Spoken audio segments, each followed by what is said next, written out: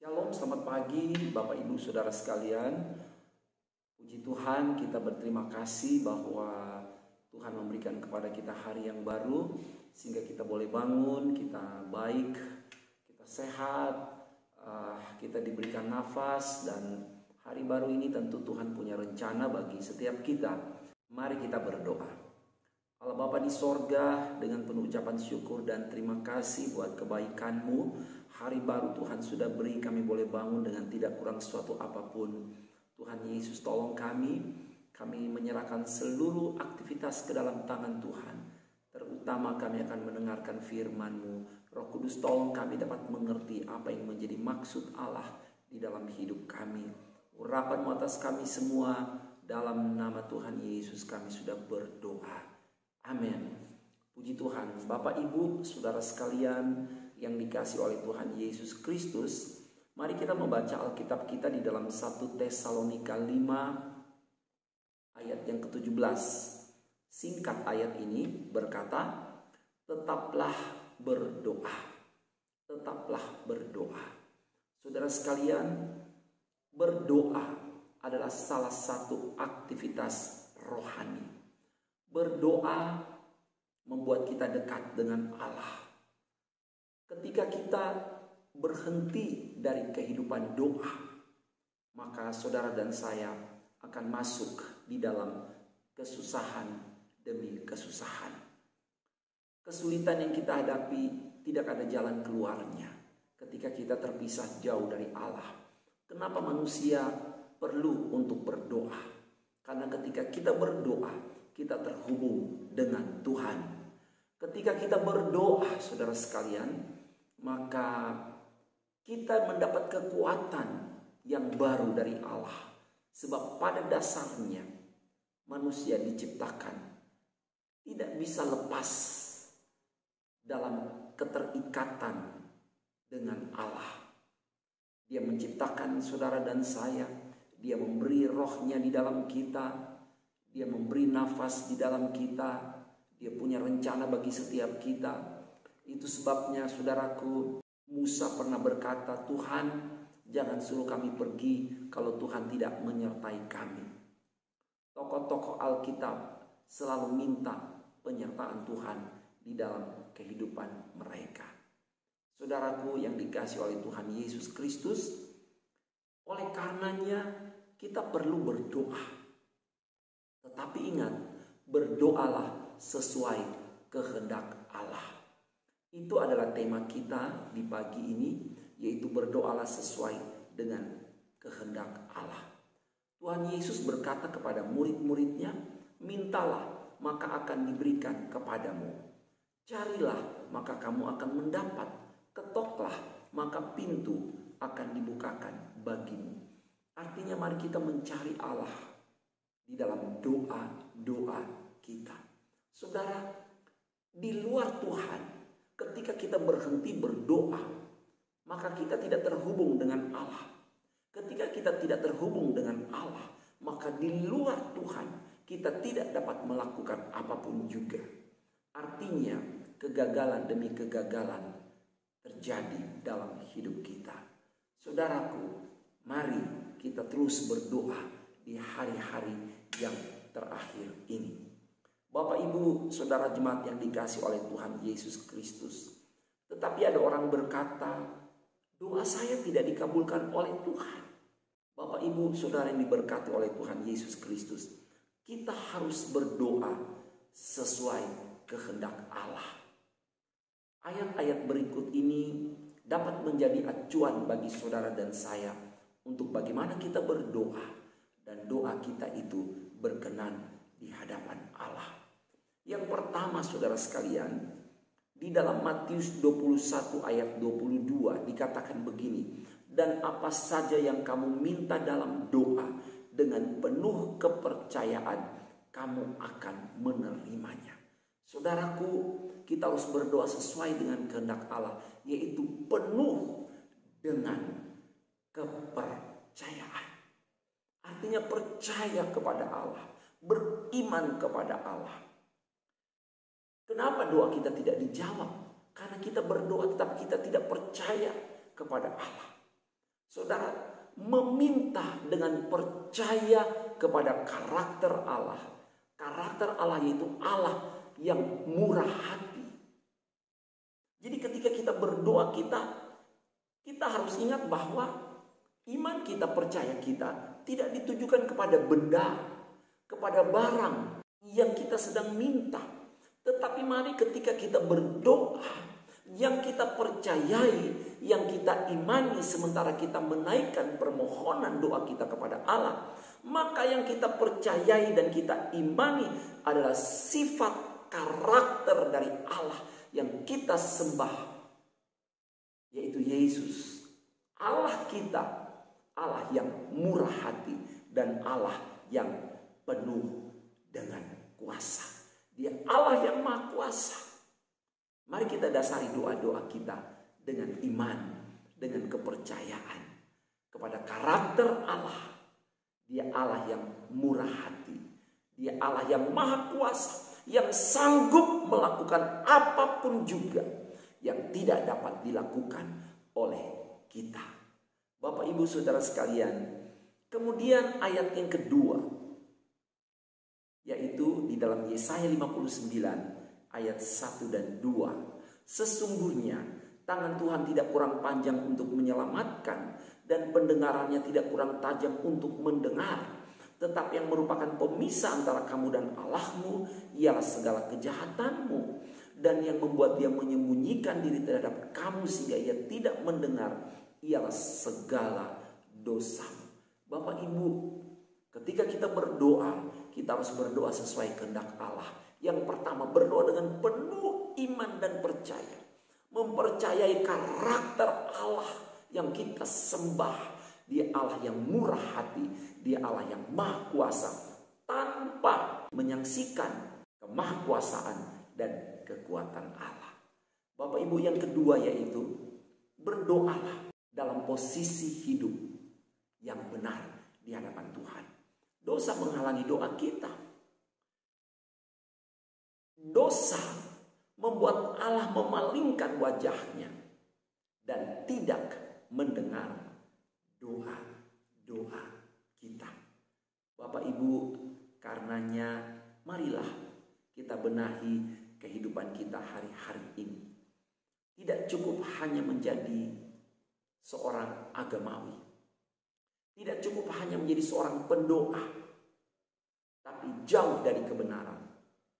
Itu seorang yang tidak lebih dari kehidupan ahli Taurat dan orang Farisi, yang selalu menyebut-nyebut nama Tuhan, yang selalu berdoa dalam seluruh kehidupan mereka 1 kali 24 jam. Tetapi mereka hidup tidak berkenan di hadapan Allah. Oleh karenanya, mari kita datang dengan kehidupan yang bersih di hadapan Allah. Bapak, Ibu, Saudara sekalian, dosa menghalangi doa kita.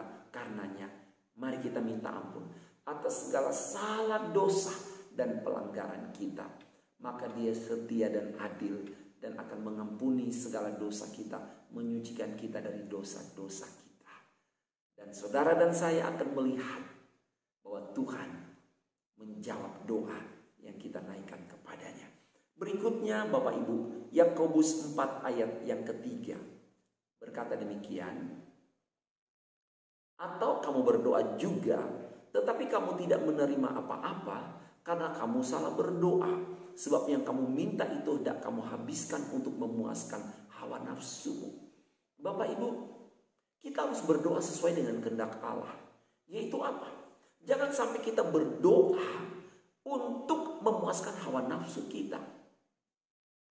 Dan ketika motivasi kita untuk memuaskan hawa nafsu kedagingan kita, maka doa kita tidak berkenan di hadapan Tuhan. Dan Tuhan tidak akan menjawabnya. Bapak, Ibu, motivasi yang salah. Artinya untuk kesenangan daging.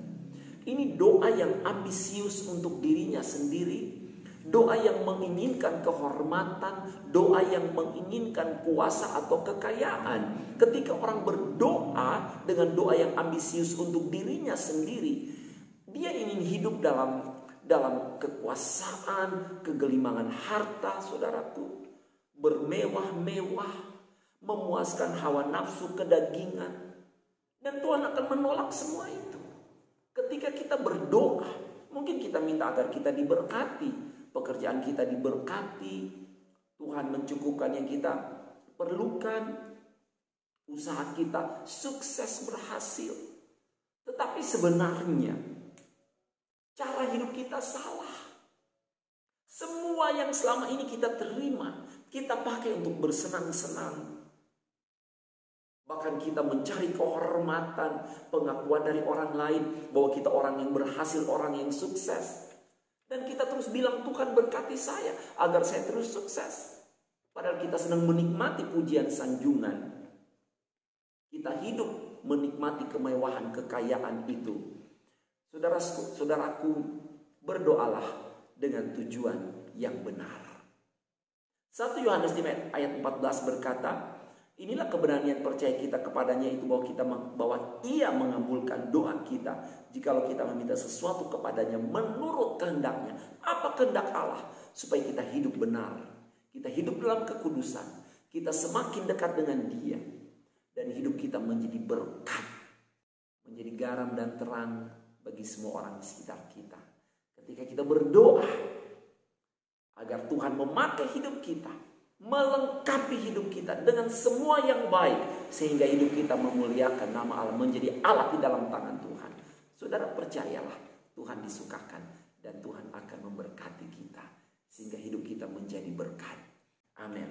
Bapak Ibu, berikutnya Mazmur 66 ayat yang ke-18.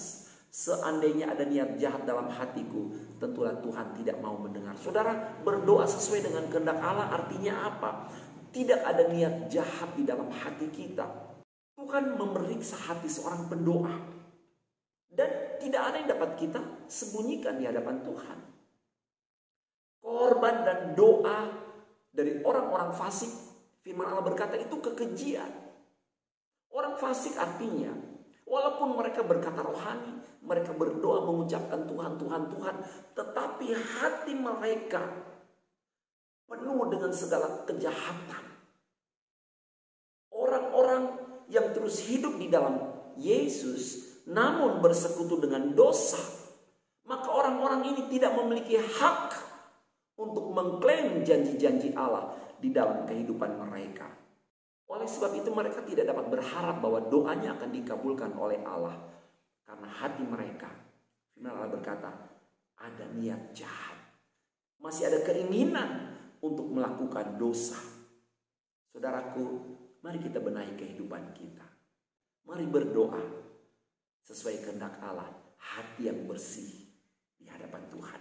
Berikutnya saudara, Yakobus 1 ayat 6 sampai ayat yang ke-8. Hendaklah ia memintanya dalam iman dan sama sekali jangan bimbang, sebab orang yang bimbang sama dengan gelombang laut yang diombang-ambingkan kian kemari oleh angin.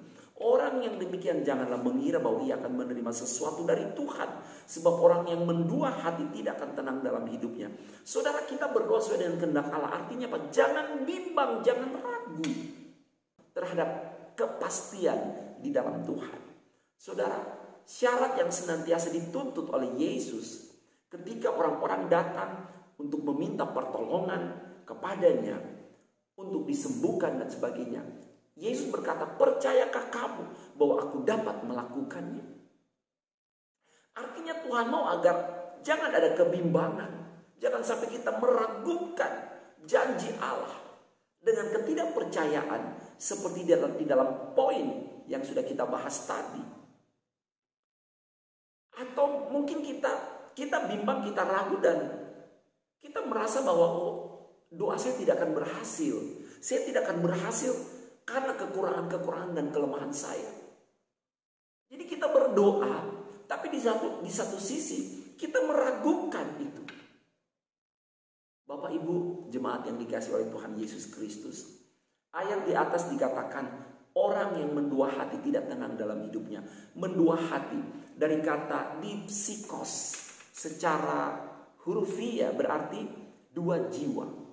Itu sebabnya dalam terjemahan bahasa Indonesia dikatakan orang yang mendua hati. Hatinya terbelah dua. Dia mengaku percaya kepada Allah. Dia melakukan Apa yang Tuhan minta itu dia berdoa. Tetapi di dalam hatinya dia ragu akan kepastian jawaban dari Tuhan.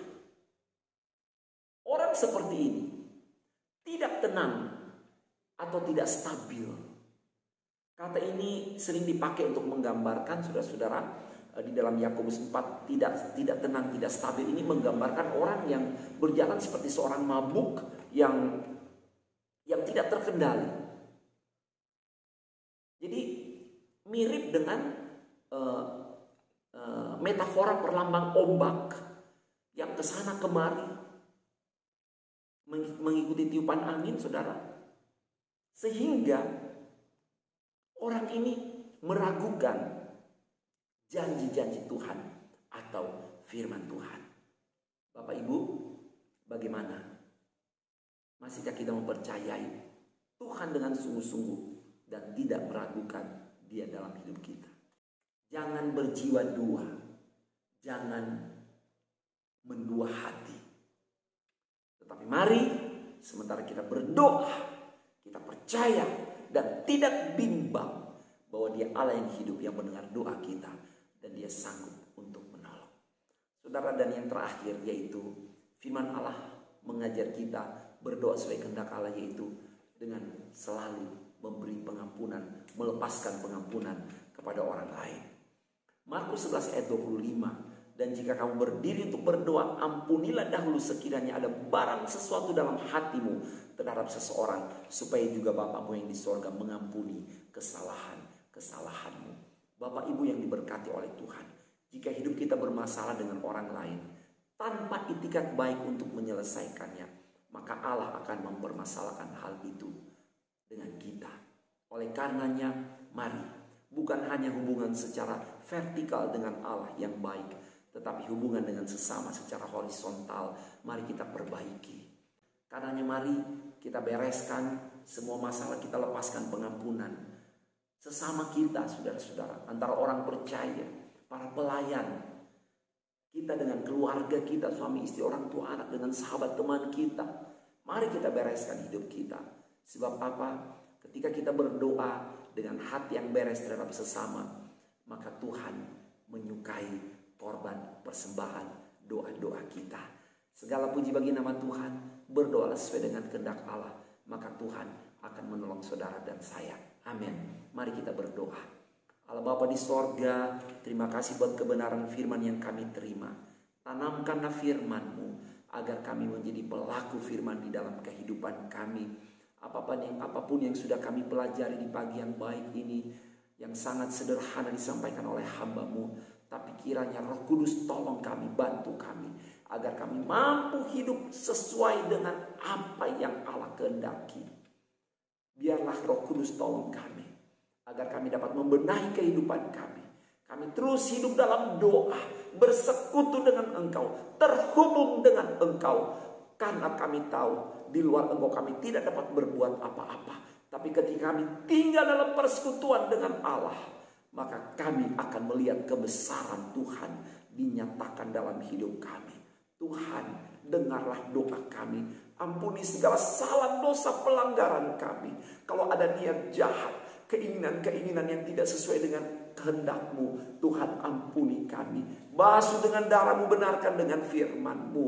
Keraguan, kebimbangan, ketidakpercayaan dihalau di dalam nama Yesus. Tambahkanlah iman kami ya Tuhan. Terima kasih. Hamba berdoa berkati seluruh sidang jemaat. Yang sakit Tuhan jawab, memberi kesembuhan dalam nama Yesus. Yang susah Tuhan beri penghiburan. Yang dalam kekurangan Tuhan cukupkan. Tuhan Yesus tolong di dalam masalah Engkau beri solusi jalan keluar. Terima kasih, dalam ikatan dosa, belenggu-belenggu dosa dilepaskan dalam nama Yesus. Berkati pekerjaan mereka, mata pencarian profesi mereka beruntung, diberkati dalam nama Yesus. Terima kasih, berkati gembala, staf gembala, seluruh hamba-hamba Tuhan, diaken, seluruh pelayan, bahkan jemaat dari yang terkecil sampai yang tertua. Kasih karunia Allah menjadi bahagian kami. Berkati negara kami Indonesia, berkati Bapak Presiden Jokowi, jajaran Menteri Kabinet, berkati TNI, Polri, Bapak, para medis. Tolong Indonesia di hari-hari yang sukar ini Tuhan tetap berdaulat atas negara kami. Tolong Tuhan, tolong Bapa, kami perlu Engkau dan kami percaya doa-doa yang dinaikkan oleh orang-orang percaya di dalam negara ini Engkau dengar dan Engkau akan menyatakan keajaiban-Mu bagi negara kami. Terima kasih, segala puji syukur bagi-Mu. Jadilah kehendak-Mu sepanjang hari ini. Berkatilah pekerjaan rumah tangga, pendidikan, kesehatan, pelayanan kami. Kami terima berkat di dalam nama Bapa, Anak, dan Roh Kudus. Dalam nama Tuhan Yesus Kristus kami sudah berdoa. Haleluya. Amin. Shalom. Tuhan Yesus memberkati.